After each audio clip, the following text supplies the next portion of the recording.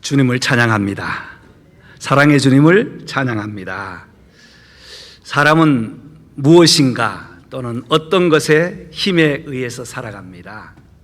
어떤 힘을 가지고 사는가? 건강을 위해서는 체력에 힘이 있고요.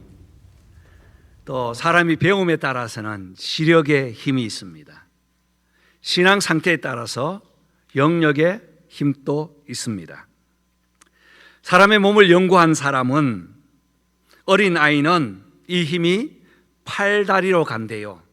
그래서 잠시도 팔을 움직이지 않고 발을 움직이지 않으면 안 된대요. 왜냐하면 힘이 몰려있기 때문이에요. 그래서 자꾸 어디론가 가려고 합니다. 잡아놓으면 가고 잡아놓으면 가요. 또 청년들은 이 힘이 가슴에 머문대요. 그래서 가슴이 느껴지는 대로 깨닫고 표현하고 사랑도 하고 이 힘이 가슴이 터질 것만 같은 그 가슴을 가지고 있는 것이 청년기랍니다. 이제 나이가 들고 연세가 점점 들어가면 힘이 어디로 가는가요? 입으로 간대요. 몸은 움직이시지 않고 가슴은 냉랭한데 입만 가지고 자꾸 한대요. 우리 교회는 그렇지 않습니다. 나이와 상관없이 힘이 팔다리에도 가 있고 가슴에도 가 있고 때로는 머리에도 가 있고 이렇게 골고루 균형을 이루고 있는데 일반적으로는 그렇지 않다는 겁니다. 사람은 몸의 조화를 잘 이루어야 건강하다고 하지요. 군인은 군인 정신이라는 군기를 가지고 나라를 지켜요. 정치하는 사람들은 백성들의 힘, 국민들의 힘으로 정치합니다. 국민의 힘이 아니고요, 정당의 힘이 아니고 국민들의 힘이에요. 예수 안 믿는 사람은 돈의 힘, 권력의 힘, 또는 정치의 힘, 명예의 힘, 세상에 자랑하고 싶은 모든 힘을 의지합니다. 그러나 예수님을 믿는 사람은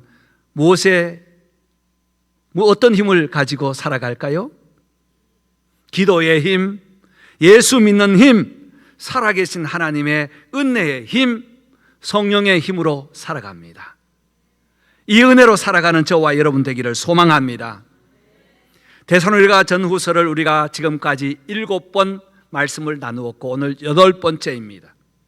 이제 마지막에 들어서면서 다시 한번 1장부터 반복해서 하나님께서 우리에게 주시는 메시지가 무엇인가 하고 계속 집약해 보면 정신을 차려 살아갈 때에 어떤 힘으로 살아가야 하는가, 오늘 기도의 힘으로 살라고 우리에게 말씀하고 있습니다. 데살로니가전서 1장 2절 보면 내가 너희를 생각하고 기도할 때마다 너희 믿음과 소망과 사랑을 위해서 기도한다고 기도로 시작해요. 그리고 데살로니가전서 5장 18절에는 항상 기뻐하라, 쉬지 말고 기도하라, 범사에 감사하라고 했습니다. 마지막 데살로니가후서 3장에서는 너희는 우리를 위하여 기도하기를, 기도에 대한 강조를 다시 합니다. 그래서 저는 오늘 설교 제목을 기도의 힘으로 삽시다 라고 적었습니다. 어떤 힘으로 살아갈까요? 기도의 힘으로 살아가는 저와 여러분 되기를 바랍니다. 세 가지 기도를 우리에게 부탁하면서 먼저는 하나님의 말씀이 전파되기를 기도했습니다. 1절 말씀 다시 한번 읽겠습니다. 끝으로 형제들아 너희는 우리를 위하여 기도하기를, 다 같이 주의 말씀이 너희 가운데서와 같이 퍼져나가 영광스럽게 되고. 여러분, 바울의 소원은 내가 어떤 명예나 또 권력을 가진 것이 아니었습니다. 바울은 예수 그리스도의 복음이 전파되는 것이 바로 소망이었습니다. 그는 처음에는 예수님을 믿지 않았습니다. 구약 율법을 믿으면서 히브리 대학을 공부했고요, 가말리엘 문화에서 최고의 문화생으로 공부했으며 로마의 시민권을 가지고 있었던 사람이었습니다. 그런데 예수님을 믿는 사람을 핍박하기 시작했어요. 예루살렘에서 핍박에 그 물결이 휘몰아치니까 제자들과 예수 믿는 사람이 각지 흩어졌습니다. 그래서 이제는 예수 믿는 사람을 잡아오기 위해서 공문을 가지고 다마섹으로 가다가 예수님을 만나버렸습니다. 예수님을 만나기 전까지는 자기의 배운 유대 지식과 철학적인 논리로 복음에 대한 반대를 하던 중에 예수님께서 찾아오셔서 그를 거꾸로 때려버린 겁니다. 지금까지는 자기의 지식을 가지고 외쳤지만 바울을 찾아오신 주님께서는 그의 눈을 막아버리시고 마음을 멈추게 했습니다. 그리고 들리는 음성에, 마음의 음성에 나는 너가 핍박하는 예수라고 말씀하셨습니다. 여러분, 갑자기 가다가 앞이 캄캄해졌다고 한번 상상해 보십시오. 여러분, 처음에는 내가 왜 이래 하겠죠. 그러나 앞이 캄캄해서 아무것도 보이지 않고 거꾸로 졌을 때는 외치는 소리가 나를 도와주십시오. 누군가가 나를 도와주십시오. 처음에는 우리가 아는 911을 부를 수 있겠지만 해결되지 않을 때는 당신 도대체 누굽니까? 누구길래 내 앞길을 막고 나를 캄캄하게 만들고 나를 이렇게 거꾸로 때립니까? 라고 질문할 때에 주님께서는 나는 너가 핍박하는 예수라. 이후에 그는 전도자가 되었습니다. 예루살렘에 돌아와서 제자들에게 내가 예수님을 만났다고 외칩니다. 그런데 그의 행적을 보았을 때는 제자들이 믿지 않았어요. 다시 여기서 핍박하려고 하느냐? 예루살렘에 들어오지 못하고 그는 다시 배척돼서 쫓겨나게 됩니다. 그리고 아라비아 광야에서 약 10년 동안 총 자기 고향 다소에까지 약 14년 동안 은둔 생활로 자기를 연마합니다. 자기를 다스립니다. 회개합니다. 하나님께서는 그 기간 동안에 바울을 만들어 주셨어요. 하나님의 사람으로 변화시켜 주셨습니다. 오늘 다락방에서 나눌 바나바라는 선생님이 안디옥에 올라가서 그 산맥을 넘어가면 다윗의 고향 다소가 있어서 안디옥에 예수 그리스도를 믿는 사람이 있다는 소식을 듣고 파송되어 간 이후에 그 교회, 그 지역에 있는 사람들을 안돈시키고 바울을 데리러 갑니다. 젊은 바울을 데리고 와서 형제여, 우리 함께 주의 복음을 전하세. 당신이 예수님을 만난 것을 내가 알고 있다. 그리고 10여 년 동안 하나님께서 훈련시켜 주신 것은 알고 있다. 그들이 손을 잡고 안디옥으로 넘어와서 1년 동안 말씀을 가르쳤더니 비로소 안디옥에서 처음으로 그리스도인이라는, 크리스찬이라는 이름을 받게 되었다 하는 내용이 오늘 다락방에서 나올 내용입니다. 그 이후에 바울은 어떻게 했나요? 그는 가는 곳곳마다 복음을 전했습니다. 1차 아시아 지역을 돌고 복음을 전하고 난 이후에 2차에는 유럽 지역을 돌아가서 전했는데 빌립보와 데살로니가에서 전했다고 했습니다. 그래서 우리가 8번 설교를 들으면서 이제 마지막에 데살로니가 전서는 신약 성경 27권 중에서 두 번째 일찍 기록되었던 말씀이었다고 했습니다. 가장 먼저 기록된 것은 예루살렘에 장로로 계셨던 예수님의 형제였던 야고보가 야고보서를 기록했고, 한 2, 3, 4년 후에 데살로니가 교회를 향해서 바울이 쓴 내용이 바로 데살로니가 전서입니다. 그는 가는 곳곳마다 복음을 전했습니다. 철학이면 철학, 또 종교이면 종교, 문화이면 문화, 여러 학식을 가지고 전했습니다.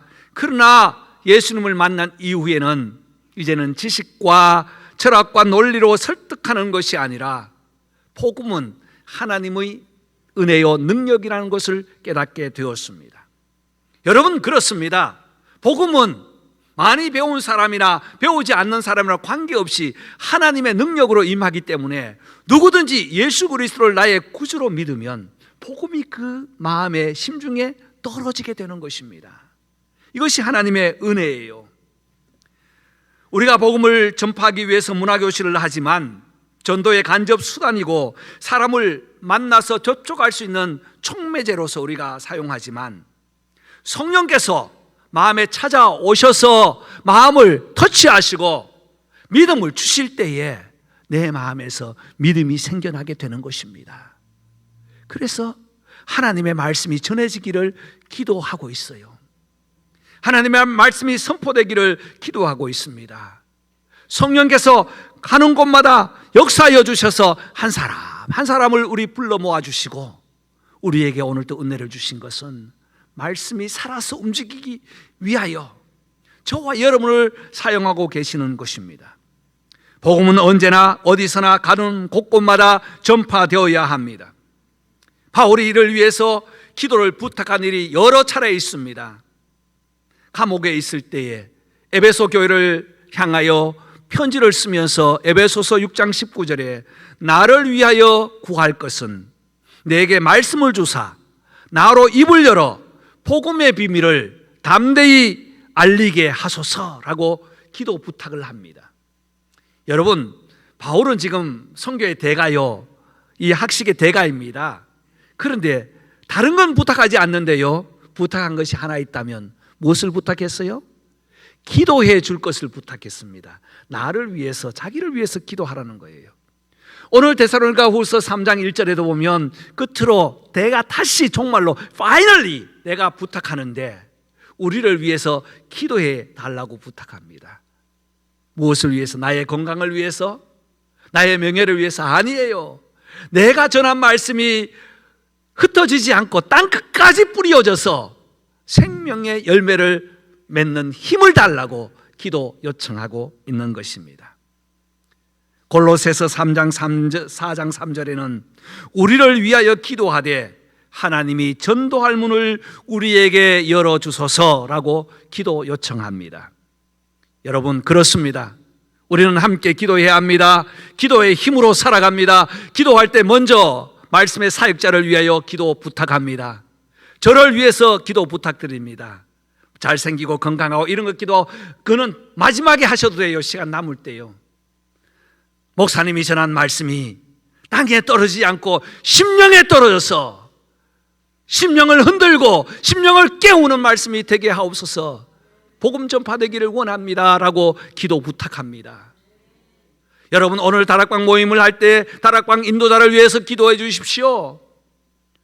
하나님의 말씀을 함께 나눌 때에 함께 나누는 그 말씀이 인도자의 말이 아니라 하나님의 말씀으로 들려지게 하시고 함께 모이는 공동체 속에 하나님의 은혜와 역사가 일어나게 하옵소서. 기도하는 저와 여러분 되기를 바랍니다.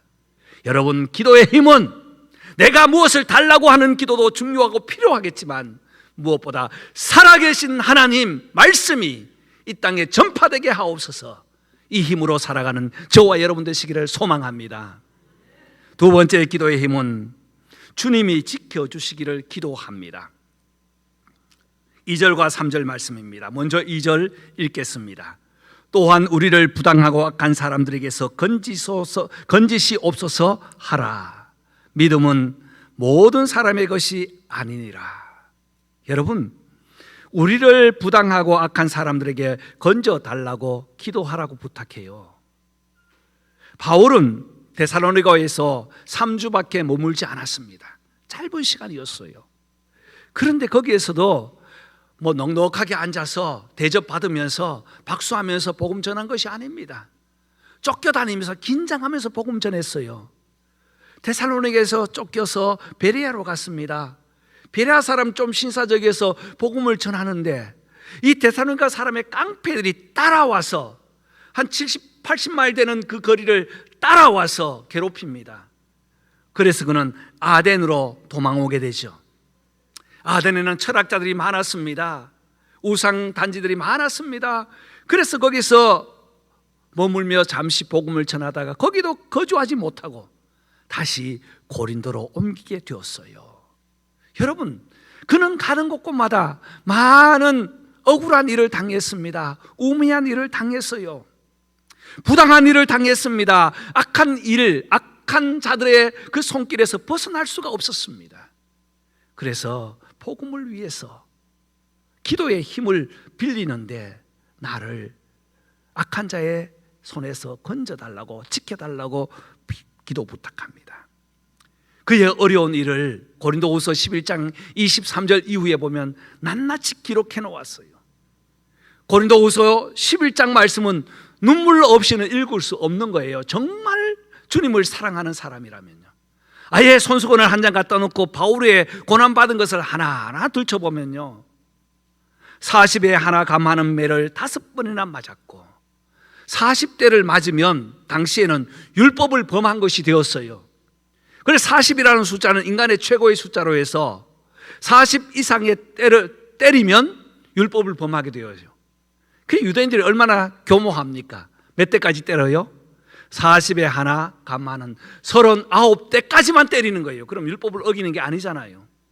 몇 번 맞았다고요? 5번이나 맞았어요.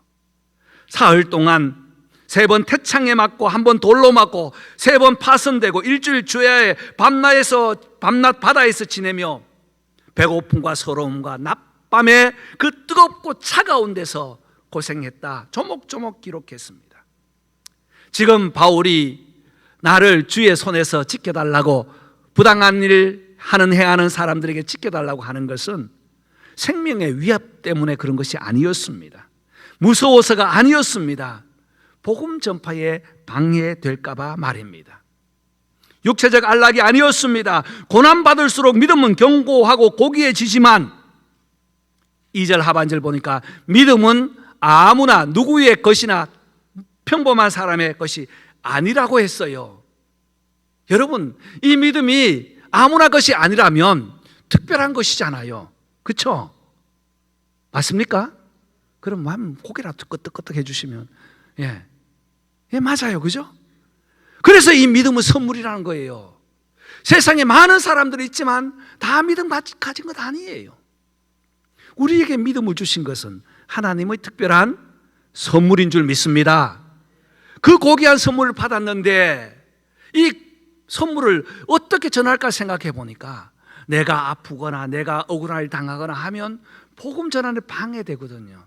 그래서 여러분, 기도 부탁합니다. 안전하기 위해서 하나님이 지켜주시도록 기도해 주시기를 부탁하는 겁니다. 그때의 3절 말씀에는 주는 미쁘사 너희를 굳건하게 하시고 악한 자에게서 지키시리라 하는 약속의 말씀까지 함께 주셨어요. 우리 기도할 때 하나님께서는 지켜주시는 줄 믿습니다. 주는 미쁘사, 이 미쁘사라는 말이 어떤 말입니까?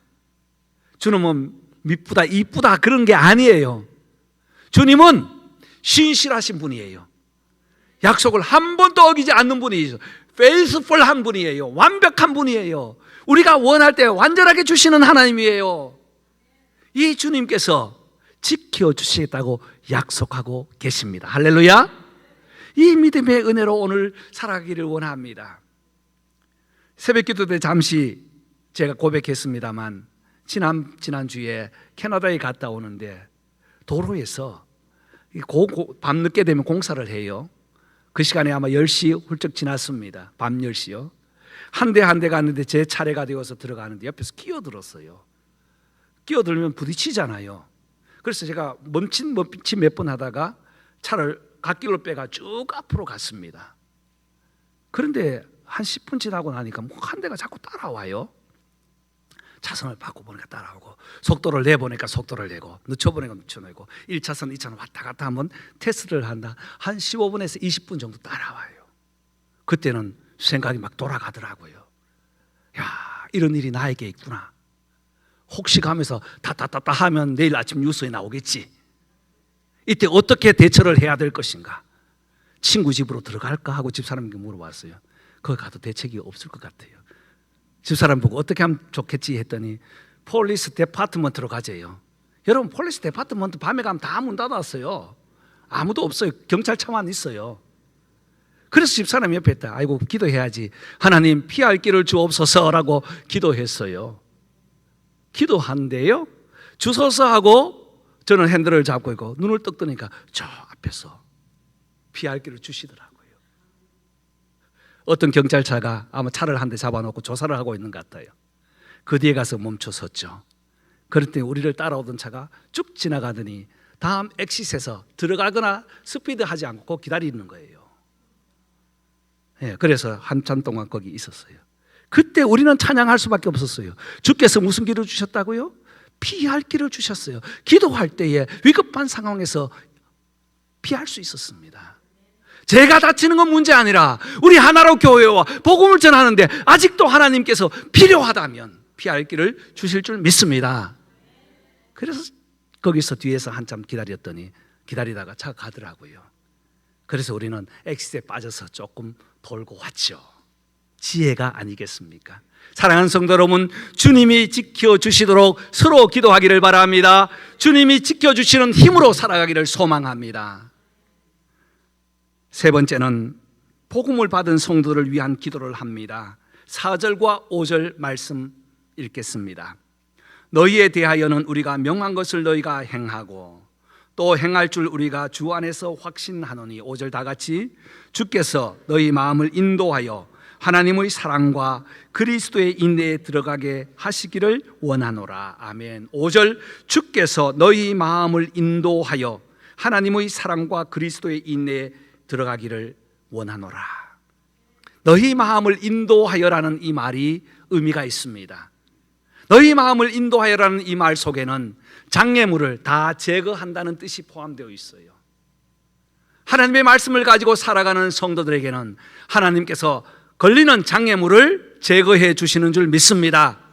때로는 그것이 유익할 때는 그대로 두세요. 그러나 필요 없을 땐 들어서 옮겨버립니다. 그래서 산이 변하여 강이 되게 하시고 사막에서 길을 내시는 하나님께서 성도를 지켜주시기를 원합니다. 이 기도를 하라는 거예요. 왜냐하면 하나님은 사랑이시기 때문에.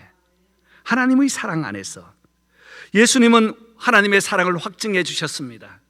예수님이 잡히시기 전날 밤 요한복음 13장 1절에 자기가 세상을 떠나 아버지께로 돌아갈 때가 이른 줄 아시고 세상에 있는 자기 사람들을 사랑하시되 끝까지, 언제까지? 끝까지 무엇 하시느냐? 사랑하시더라.